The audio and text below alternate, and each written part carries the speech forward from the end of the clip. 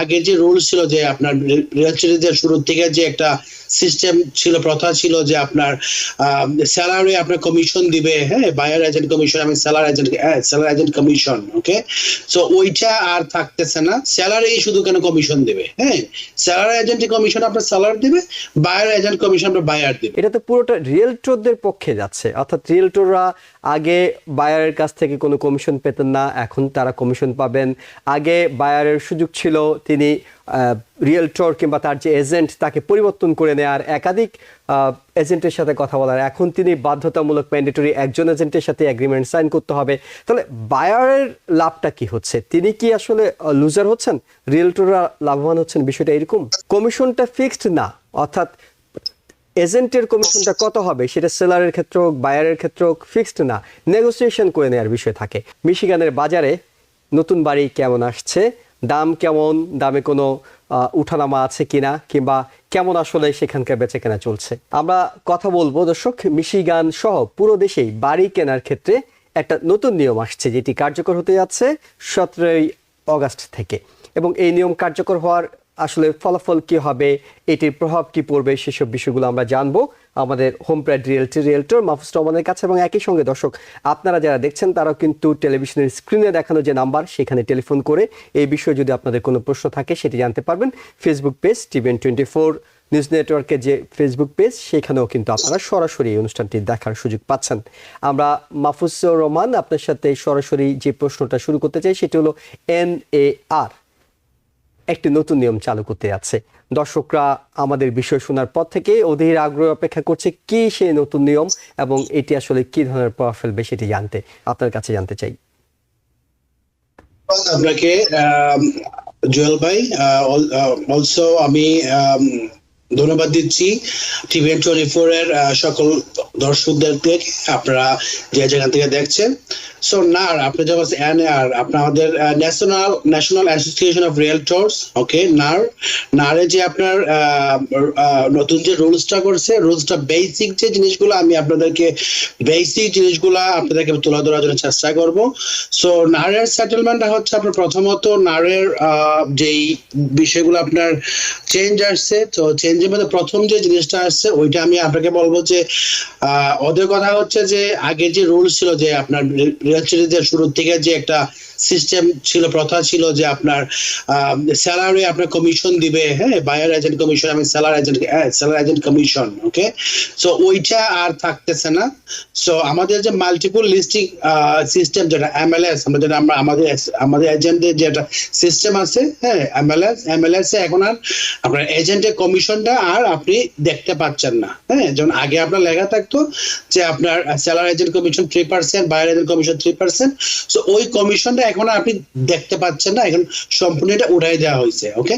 So এটা হচ্ছে একটা জিনিস। তো আমরা এখন যেটা হচ্ছে আমাদেরকে আগে লেখা থাকতো, তো আমরা জানতাম যে আমরা কোন বাড়িতে আমরা কত কমিশন আমরা পাচ্ছি, বাট এখন লেখা না থাকার কারণে আমাদেরকে এজেন্টের সঙ্গে যোগাযোগ করতে হয় আগে, এই যে তোমার স্যালারি কি, হ্যাঁ, আপনার বায়ার এজেন্ট কমিশন দিবে কি না, হ্যাঁ, যদি দেয় তাহলে কত পার্সেন্ট দেবে। সো এখানে হচ্ছে একটা নেগোসিয়েশনের একটা আপনার সিস্টেম আইসা গেছে।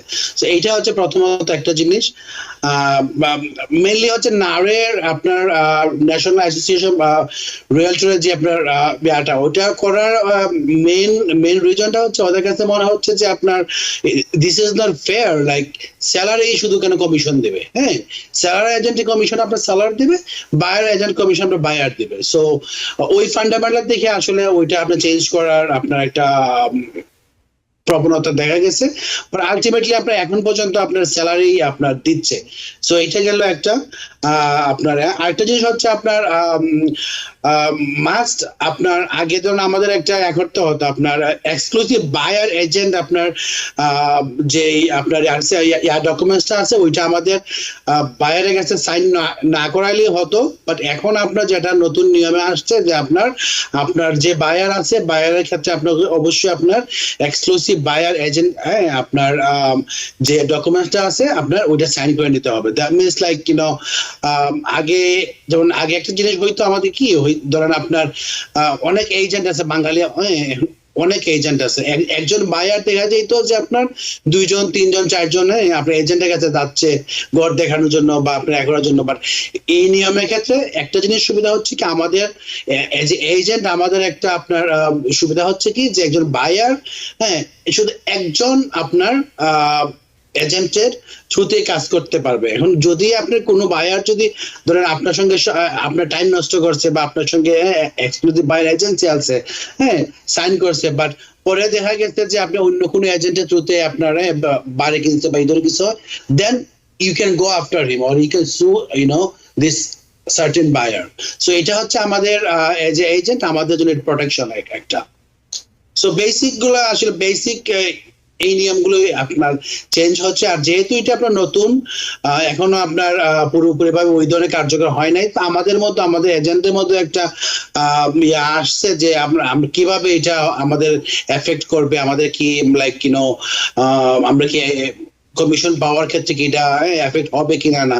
এখন আমরা নিজেরাই একটা আসলে একটা ইয়ার মধ্যে আছে, আসলে মানে বোঝা যেটা যাচ্ছে না আসলে এখন কি হবে। পর্যন্ত ইমপ্লিমেন্টেশন শুরু হয়নি, তখন হয়তো বুঝে যাবে যে এটা আসলে ফাঁকফোকরটা কোথায় কিংবা এখানে কোন কোন গ্যাপগুলো কাজ করছে।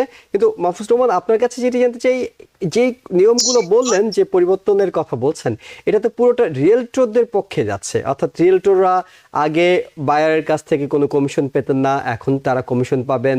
আগে বায়ারের সুযোগ ছিল তিনি রিয়েলটর কিংবা তার যে এজেন্ট তাকে পরিবর্তন করে নেয়ার, একাধিক এজেন্টের সাথে কথা বলার, এখন তিনি বাধ্যতামূলক ম্যান্ডেটরি একজন এজেন্টের সাথে এগ্রিমেন্ট সাইন করতে হবে। তাহলে বায়ারের লাভটা কি হচ্ছে? তিনি কি আসলে লুজার হচ্ছেন, রিয়েলটররা লাভবান হচ্ছেন? বিষয়টা এরকম?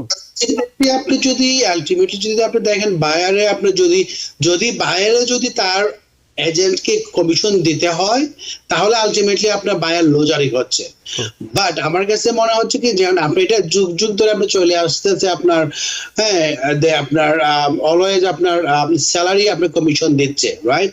সো আমাদের ক্ষেত্রে আমরা যেটা চিন্তা করতেছি, আমরা এজেন্ট ওই ধরনের কোনো ফাঁক ফুকর আমরা তৈরি করে নেব বা আপনার এই ধরনের আপনার নেগোসিয়েশন আমরা করে নেব যে আপনার আমাদের বায়ারকে প্রটেক্ট করার জন্য আমরা কমিশনটা আমরা চেষ্টা করবো আমরা সেলারের কাছ থেকে নেওয়ার, যেহেতু আপনার সেলারে আপনার কমিশন দিয়ে আসতেছে আপনার যুগ যুগ ধরে।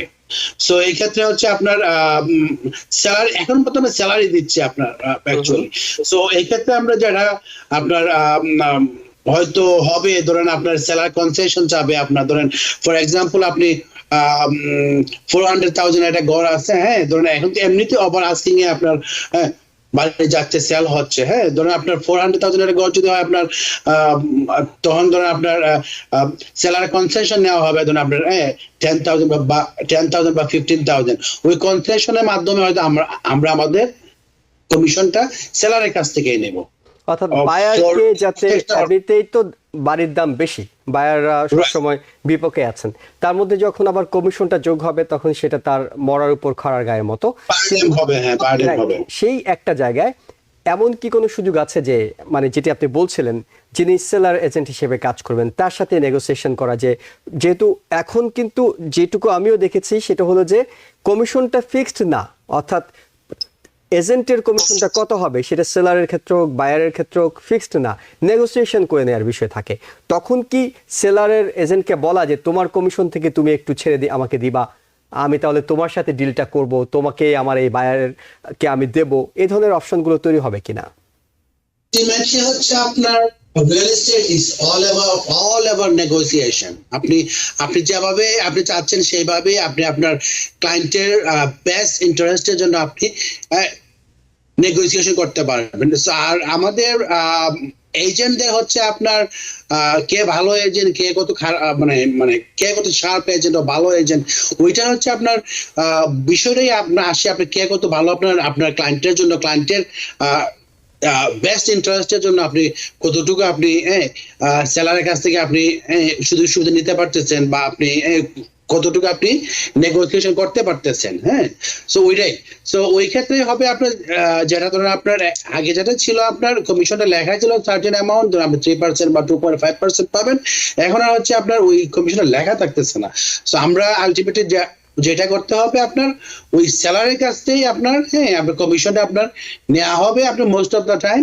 হয়তো আপনাদের এই ধরনের হয়তো হইতে পারে, ধরুন for example as a agent I work like for like 3% commission, okay. So let's say আপনার আপনার একজন সেলার বললো যে না ঠিক আছে আমি তোমাকে 2% দেবো বা 2.5% দেবো, হ্যাঁ। তো ওই ক্ষেত্রে হয়তো হ্যাঁ আমাকে যেটা করতে হবে যে আমি আমার বায়ারকে বোঝাইতে হবে যে হ্যাঁ ওকে ঠিক আছে সেলার এজেন্ট দিচ্ছে আপনার 2.5%, হ্যাঁ। তো আপনি ওই ক্ষেত্রে আপনার 0.5% আপনাকে অ্যাড করতে হবে, অথবা আমি আমার ধরেন আমি আমার বায়ার ইন্টারেস্ট আমার বায়ারকে সেভ করার জন্য আমি আমার আমরা 0.5% আমি ছাড়টা দিলাম, ওকে ঠিক আছে আমি স্যালারি দিচ্ছে আমাকে 2% বা 2.5%, তো আপনাকে আর কিছু দিতে হবে না, okay I am satisfied with that. So that's how it's work, so it's all about negotiation. এই নতুন নিয়ম সম্পর্কে সবশেষ প্রশ্নটি করে আমরা মিশিগানে বাড়ির খোঁজ খবরগুলো আপনার কাছ থেকে জানবো। সেটা হলো এমন কোনো অপশন কি আছে এটা জানার জন্য, সেটা হলো যে একজন এজেন্টই সেলার এবং বায়ার দুজনের ক্ষেত্রে নেগোসিয়েশন করবেন, এমন কোনো অপশন কি আছে? এটা সবসময় আছে এবং এটা হচ্ছে লিগ্যাল, এটাকে বলে আপনি ডুয়াল এজেন্সি। সো ডুয়াল এজেন্সির ক্ষেত্রে আপনার যেটা হয় এটা একটু ক্রিটিক্যাল আছে। ডুয়াল এজেন্সি আপনার হচ্ছে আপনি বায়ার এবং সেলার আপনি বোথ পার্টিকে আপনি আপনি রিপ্রেজেন্ট করতে পারবেন, হ্যাঁ রিপ্রেজেন্ট করতে পারেন, ইটস বাই ল, আপনি এটা legal, it's not illegal something.